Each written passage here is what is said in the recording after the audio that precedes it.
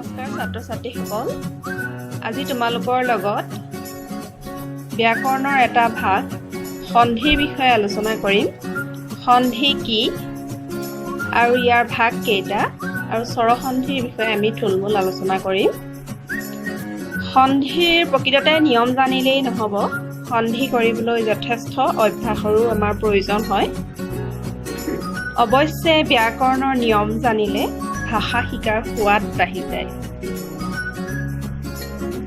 সন্ধিৰ বিষয়ে ক'বলৈ যাওঁতে প্ৰথমতে তোমালোকক তিনিটা উদাহৰণ মই দিছোঁ বিদ্যা যোগ আলয় বিদ্যালয় হিম যোগ আলয় হিমালয় বেদ যোগ অন্ত বেদান্ত এতিয়া এই শব্দকেইটাৰ আমি যদি বৰ্ণ বিচ্ছেদ কৰি চাওঁ তেতিয়া প্ৰথম শব্দটো বিদ্যালয় শব্দটো পাম ব যোগ হস্ৰই যোগ দন্ত দ যোগ অন্ত্যস্ত যোগ আ এইখিনিলৈকে বিদ্যা শব্দটো শেষ হৈছে তাৰপিছত আলয় শব্দটো বৰ্ণ বিচ্ছেদ কৰিলে আমি পাম আ যোগ ল যোগ অ যোগ য় যিহেতু ক ফলা বা ব্যঞ্জন বৰ্ণত আমি হ লৈকেহে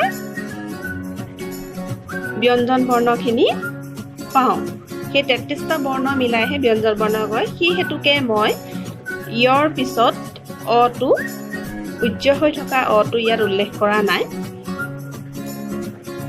আলয় বিদ্যা এইখিনিলৈকে হৈছে বিদ্যা যোগ কৰিলে এইখিনিলৈকে হ'ব আলয় সমান হৈছে বিদ্যালয় দ্বিতীয় শব্দটো বৰ্ণ বিচ্ছেদ কৰিলে পাম হ যোগ হস্ৰই যোগ ম যোগ অ এইখিনিলৈকে আমি হিম পালোঁ যোগ আ যোগ ল যোগ অ যোগ য় এইখিনিলৈকে আমি কি পাইছোঁ আলয় পাইছোঁ সমান হৈছে কি হিমালয় ঠিক সেইদৰে বেদান্ত শব্দটোৰ ব যোগ এ যোগ দ যোগ অ আকৌ এইখিনিৰ পৰা কি পাম অন্ত শব্দটোৰ অ যোগ ন যোগ ত যোগ অ সমান কি বেদান্ত এতিয়া আমাৰ সন্ধি অৰ্থাৎ ওচৰা-ওচৰিকৈ দুটা শব্দ লগ লগাই এটা কৰি পেলোৱা হ'ল এতিয়া কি কৰা হ'ল এই তিনিওটা শব্দতে ওচৰা-ওচৰিকৈ থকা দুটা বৰ্ণ প্ৰথম বৰ্ণটোৰ প্ৰথম শব্দটোৰ শেষৰ বৰ্ণটো কি পাইছোঁ আমি আ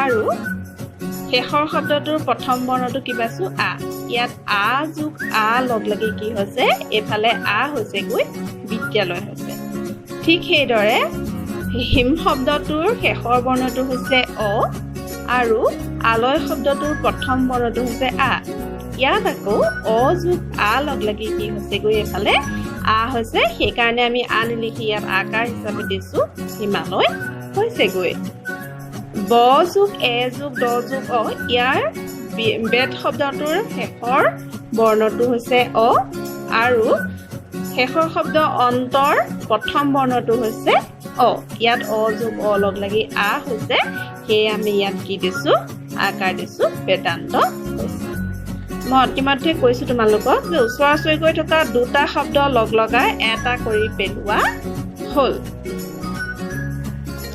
গতিকে আমি সন্ধিৰ সংজ্ঞা দিবলৈ গ'লে গম পাম যে নিচেই ওচৰা-ওচৰিকৈ থকা দুটা শব্দৰ প্ৰথম শব্দটোৰ শেষৰ বৰ্ণ ইতিমধ্যে আমি কৈছোঁ যে প্ৰথম শব্দটোৰ শেষৰ বৰ্ণ আৰু দ্বিতীয় শব্দটোৰ প্ৰথম বৰ্ণৰ মিলনকে কি বুলি কোৱা হয় সন্ধি বুলি কোৱা হয় উদাহৰণস্বৰূপে বিদ্যা যোগ আৰম্ভ বিদ্যাৰম্ভ পৰম যোগ আনন্দ পৰমানন্দ এই সন্ধি হৈছে তিনি প্ৰকাৰৰ প্ৰথমটো হৈছে স্বৰসন্ধি দ্বিতীয়টো হৈছে ব্যঞ্জন সন্ধি তৃতীয়টো হৈছে বিসৰ্গ সন্ধি সন্ধিৰ বৈশিষ্ট্যকেইটা আমি চাই লওঁ এবাৰ সন্ধিয়ে কি কৰে ধ্বনিৰ উচ্চাৰণ দ্ৰুত কৰে সন্ধিয়ে ভাষাৰ লালিত্য বঢ়ায় আৰু সন্ধিয়ে উচ্চাৰণ মধুৰ কৰি ভাষাৰ সৌন্দৰ্য বৃদ্ধি কৰে ইমানখিনিলৈকে আমি সন্ধি কি সন্ধিৰ সংজ্ঞা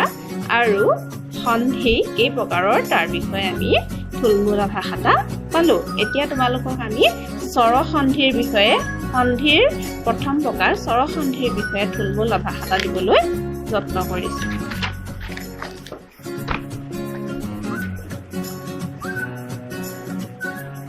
স্বৰসন্ধিৰ তালিকা এই স্বৰসন্ধিৰ তালিকাত প্ৰথমতে আছে অ যোগ অ সমান আ। এই নৰকৰ শব্দটো আমি জানো যে প্ৰত্যেকেই ব্যঞ্জন বৰ্ণৰ পিছত এটা স্বৰবৰ্ণ অ সদায় উজ্জ্ব হৈ থাকে। গতিকে এই নৰক শব্দটোৰ উজ্জ্ব হৈ থকা অ যোগ অ লগ লাগি আ হৈছেগৈ।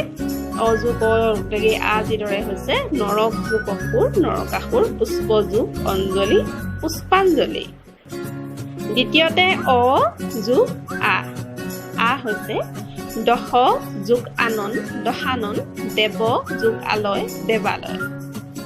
আ যোগ আ সমান আ। উমা, উমাটোত আমি যিহেতু আকাৰ দিছোঁ আ হৈছে, গতিকে প্ৰথম শব্দৰ শেষৰ বৰ্ণ আ আছে আ। আকৌ দ্বিতীয় শব্দৰ প্ৰথম বৰ্ণ আ আছে উমা যোগ আনন্দ উমানন্দ, মন্ত্ৰণা যোগ আলয় মন্ত্ৰণালয়। আ যোগ অ সমান আ। আশা যোগ অতীত আশাতীত। এইটো শব্দটো ঠিক সেইদৰে কি আছে প্ৰথম শব্দৰ শেষৰ বৰ্ণ আ আছে, যিটো এটা আকাৰ আছে, আৰু দ্বিতীয় শব্দৰ প্ৰথম বৰ্ণ অ আছে। গতিকে ইয়াত কি হৈছে আকাৰ হিচাপে দি আমি আ পাইছোঁ আশাতীত। কথা যোগ অমৃত কথামৃত। হস্ৰই যোগ হস্ৰই লগ লাগি কি হয় দীৰ্ঘই হয়। অতি যোগ ইত অতীত। মুনি যোগ ইন্দ মুনিন্দ। হস্ৰই যোগ দীৰ্ঘই লগ লাগি দীৰ্ঘই হয়। পৰি যোগ ইক্ষা পৰীক্ষা। প্ৰতি যোগ ইক্ষা প্ৰতীক্ষা। দীৰ্ঘই যোগ দীৰ্ঘই লগ লাগিও দীৰ্ঘইয়ে হয়। মহি যোগ ইহ মহিষ।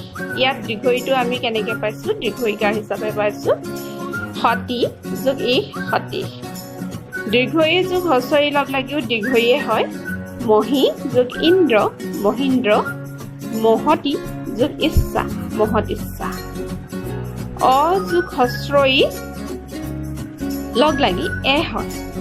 দেৱ যোগ ইন্দ্ৰ। এই ৱাবৰ পিছত এটা অ উজ্জ্ব হৈ আছে। দেৱ যোগ ইন্দ্ৰ দেৱেন্দ্ৰ। ইতৰ যোগ ইতৰ ইতৰেতৰ। অ যোগ দীৰ্ঘই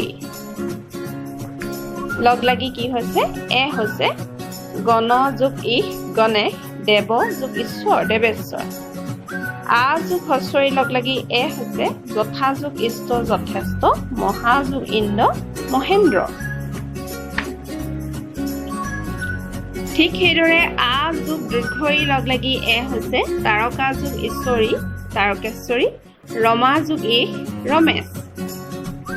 অ যোগ হস্ৰ লগ লাগি উ হৈছে। প্ৰশ্ন যোগ উত্তৰ প্ৰশ্নোত্তৰ। স্নাতক যোগ উত্তৰ স্নাতকোত্তৰ। আ যোগ হস্ৰ লগ লাগি উ হৈছে। যথা যোগ উচিত যথোচিত। ইয়াৰ উ হিচাপে আমি উকাৰ দিছোঁ। আগৰটো উদাহৰণটো ঠিক সেইদৰে উকাৰে দিয়া আছে, তোমালোকে মন কৰিছা। যথা যোগ উচিত যথোচিত। মহাযোগ উৎসৱ মহোৎসৱ। এই আকাৰ মহা শব্দৰ শেষৰ বৰ্ণ আ আৰু উৎসৱৰ প্ৰথম বৰ্ণ হস্ৰও লগ লাগি কি হৈছে উ হৈছে। অ যোগ ৰি। এই দুইটা বৰ্ণ যেতিয়া লগ লাগে তেতিয়া কি হয় ৰেফ হয়। দেৱ যোগ ঋষি দেৱৰ্ষি। সপ্ত যোগ ঋষি সপ্তৰ্ষি। দেখিছা তোমালোকে ইয়াত আমি ৰেফৰ ব্যৱহাৰ কৰিছোঁ। আ যোগ ৰি লগ লাগিও ৰেফে হয়। ৰাজা যোগ ঋষি ৰাজৰ্ষি। মহা যোগ ঋষি মহৰ্ষি। ইতিমধ্যে এইখিনিলৈকে আমি স্বৰ সন্ধিৰ 16টা নিয়মৰ বিষয়ে আমি আলোচনা কৰিছোঁ। মৰমৰ ছাত্ৰ ছাত্ৰীসকল, তোমালোকে সন্ধিৰ সদায় কৰাৰ অভ্যাস কৰিবা, তেতিয়াহে সন্ধিৰ যিখিনি নিয়ম সেইখিনি আমাৰ মনত ৰ'ব। আৰু ব্যাকৰণটো এনেকুৱা এটা বস্তু যিটো আয়ত্ত কৰিবলৈ অভ্যাসৰ অত্যন্ত জৰুৰী। ধন্যবাদ।